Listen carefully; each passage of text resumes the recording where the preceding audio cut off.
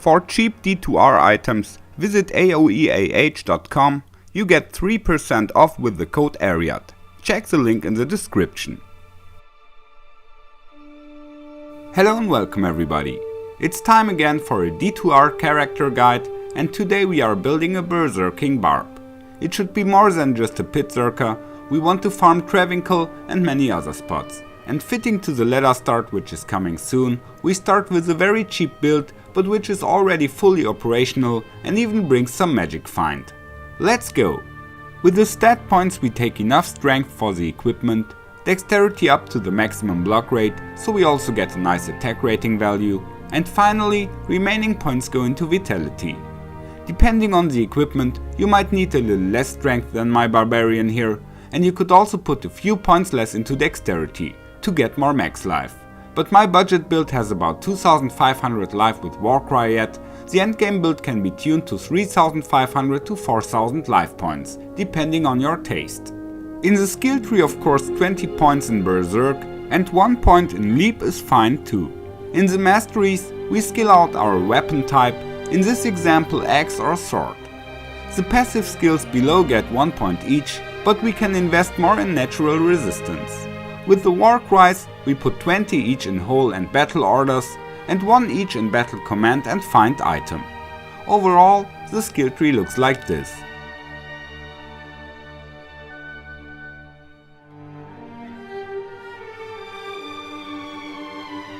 Here you can see the breakpoints.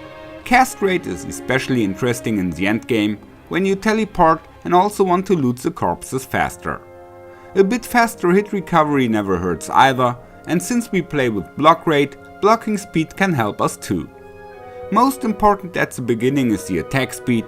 Here are the breakpoints for Colossus Blade and Berserker Axe. In the endgame we want to get to 2.5 attacks per second, so we need 90 or 75 IAS, depending on the weapon. In the early game, we can be content with 1 or even 2 breakpoints below that. Then of course we need some equipment that meets our requirements. For budget, 3 weapons can be used. Honor is really strong in the beginning, Deadly Strike, attack rating, +1 skills, and also mana after kill is practical, because leeching doesn't work on Berserk. Unfortunately, the weapon has no IAS. Kingslayer is a bit more expensive, but has attack speed, crushing blow and more damage. The quite new rune word Unbending Will is also very strong and even brings +3 to combat skills. The armor is Shaft Stop because of the 30% damage reduction. Alternatively, you could also use Treasury. Here the 45 IAS are of course very nice, but Fate has to trigger first, which is unpractical when doing faster runs. Also, level 15 only gives 15% reduced damage, Shaft Stop has twice as much, so I prefer it here. A great shield for the early game is Mosar's Blessed Circle. It has good blocking properties and resistances too. Here we socket the Shail rune, so we increase block speed by 1 breakpoint and a perfect diamond.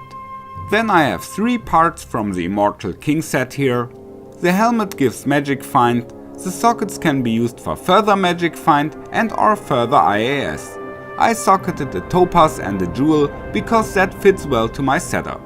The gloves also give 25% attack speed thanks to the set bonus, and the shoes give running speed, combat skills and magic find. The belt is String of Ears because of the 15% reduced damage. Further comes a Raven Frost against freezing, a Noggle Ring for further magic find, and a good amulet in the beginning is Saracen's Chance. In the change hand some bow weapons of course. We should also take a mercenary, and since we can't leech, an Act 2 fighter with prayer and insight is a good choice. With empty inventory the stats look like this: 4000 damage and 2500 life, maximum block rate and 13,000 attack rating. The resistances are all at 70%, so you get them maximized easily. Furthermore, we already have 119% magic find. Adding a Geats, we are easily at 150, and with some more charms even quickly at 200% MF. The first 100 to 200 magic find works strongest, so it's really practical that we have them in the bag. In addition, 45% reduced damage, that's important because we have no defense value while berserking, so monsters always hit us unless we block. With 62% attack speed, the build also comes to 11 frames attack speed. If we go a bit further with the budget, I recommend Storm Shield and High Lords, as well as armor and belt from the Immortal King set. Storm Shield we will also use in the endgame. With 35% reduced damage and good block qualities, it is the best choice. We put a jewel with attack speed here. The belt also gives another 20% reduced damage, and just like the armor, some resistances. High Lords and the further IAS jewel in the shield let us reach the breakpoint at 10 frames, so we have 2.5 attacks per second. With these changes we have 4500 damage and almost 17,000 attack value with empty inventory. But for this we also lose a few life points and the resistances shift a little, so we need different charms. Besides, we now have full 50% reduced damage and some more attack speed. In the late game of course Torch and Annie are added and all the other usual suspects. Strong weapons are Grief or Beast, in addition Enigma or 40, depending on whether you want to teleport or run and do more damage. Then you also wear Verdungos and War Travelers and Steel Rend or Chance Guards, depending on whether you want to push damage or magic find. In the change hand we put 2 Heart of the Oaks and we can also improve the Mercenary.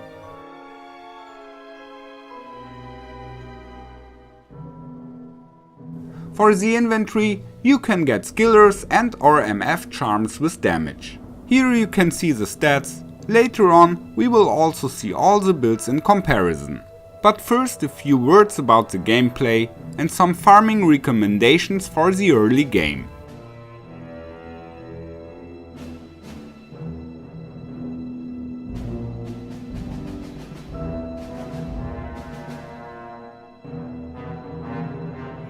The playstyle is very simple, we want to focus on elite and super unique monsters. Holing is helpful here to separate them from the trash mobs. Afterwards you can loot the corpses, but this doesn't work for all super unique monsters that have their own special skin.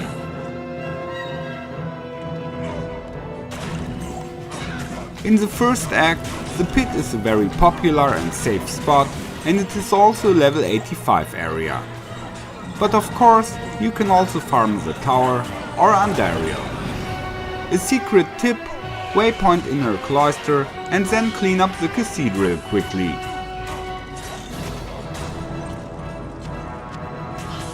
In Act 2, you can farm the palace cellar very easy. The map is compact and the layout is always the same. At the end, also a super unique is waiting. The arcane sanctuary is better with teleport, but if necessary, it also works without.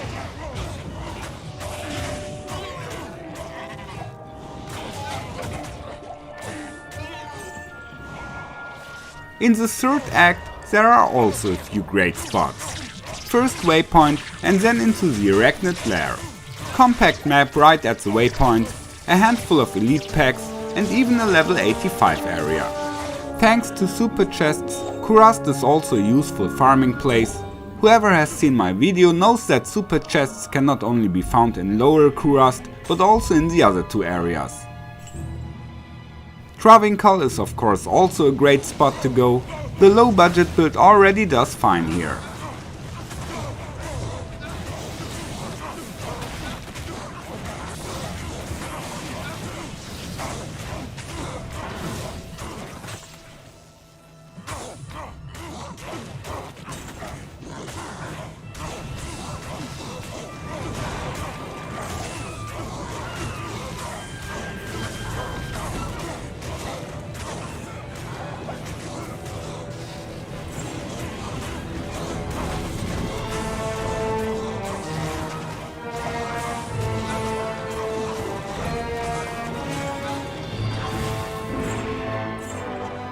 In Act 5 we have the 2 monsters at the first waypoint, but only Eldritch can be looted twice.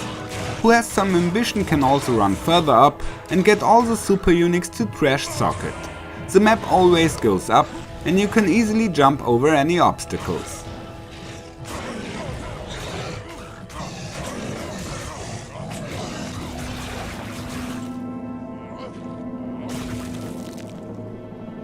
Pindle also is nice to farm, but can be a little more dangerous.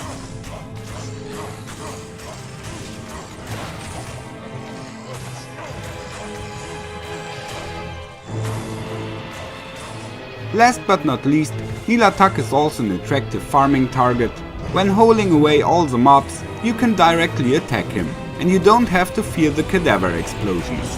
You see, the Zerker is a very useful farming character for the early game. In addition, he can also loot the corpses and he can easily stack some magic fine. Finally, you can see a direct comparison of the three setups, in Travincal and in the Frigid Highlands. I wish you a lot of fun with the build, take care and may the loot be with you.